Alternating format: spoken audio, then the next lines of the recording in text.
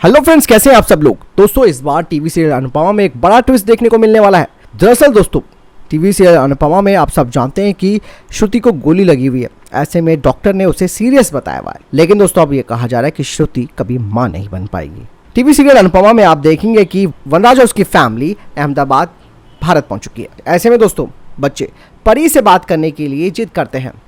फिर वनराज तोशु को कॉल करता है, लेकिन दोस्तों फोन लगने के बाद वनराज को परी के स्कूल में हुई शूटआउट के बारे में जानकारी मिल जाती है।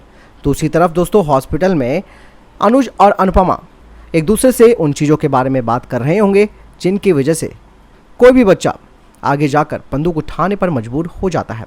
ऐसे में दोस्तों जब दोनों बात कर रहे होते हैं तो डॉक्टर उनके सामने आती है और वो कहते हैं कि श्रुति को बचा पाना काफ़ी मुश्किल है।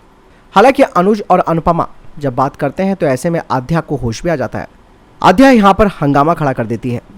वो अनुपमा को श्रुति की मौत का जिम्मेदार भी ठहराने लगती है। आध्या कहती है कि जब हमें आपकी सबसे ज़्यादा ज़रूरत थी तब आप हमें छोड़कर चली गई थी और हम अब आपके बिना जीना सीख चुके हैं, तो आप फिर से चली आई, यानी कि हमारी खुशियों को आप छीनने आई हैं।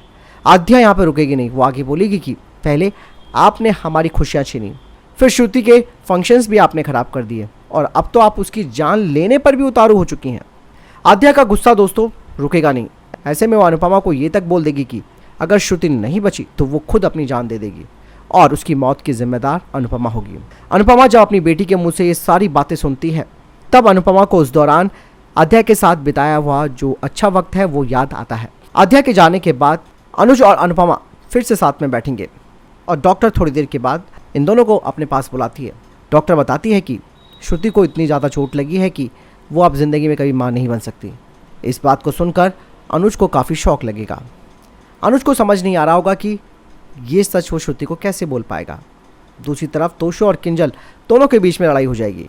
तोशु अपनी मां अनुपमा का थैंक्स बोलने के बजाय गुस्सा करेगा कि इतनी रात तक वो आई नहीं, क्योंकि परी यहाँ पर अकेली थी, अगर उसे कुछ हो जाता तो। ऐसे में किंजल तोशु को समझाती है।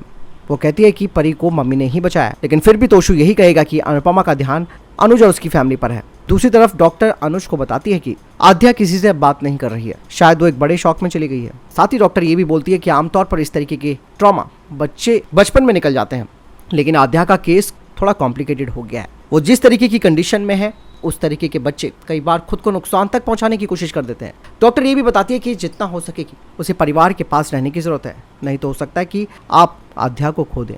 अब ऐसा कहा जा रहा है कि अनुपमा एक बार फिर से अनुज की ज़िंदगी में लौट आएगी और वजह रहेगी आध्या।